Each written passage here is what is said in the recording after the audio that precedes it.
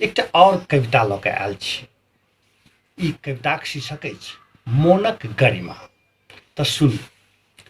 हृदयसँ जे देल जा सकैत अछि ओ हाथसँ नहि, किया तऽ स्नेहक उष्मा स्पर्श नहि भावना बनि कऽ बहैत अछि। मोनसँ जे कहल जा सकैत अछि ओ शब्दक सीमासँ बहुत दूर अछि। कतेक बेर नीरवता वाक्यसँ बेसी अर्थ दैत अछि। जतऽ आवाज नहि ओतऽ अपनापन बजैत अछि।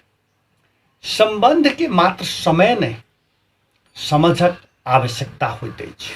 समय संग बिता सकैत अछि, मुदा समझे संग निभा सकैत अछि, वा ई कही निर्वाह कऽ सकैत अछि। ई व्यक्तित्वक गरिमा अछि जे फूल किछु नहि कहैत अछि तथापि सुगंधसँ संसार भरि लैत अछि। नहि तऽ कहियो काँटके मसैल कऽ देखाउ, कतेक टीस सहैत अछि ओ, तैयो मुस्कान बनि फूलक रक्षा करैत अछि। मोनक ई भाषा सत्यसँ बेसी सजीव, शब्दसँ बेसी प्रभावी आ प्रेमसँ बेसी पवित्र होइत अछि।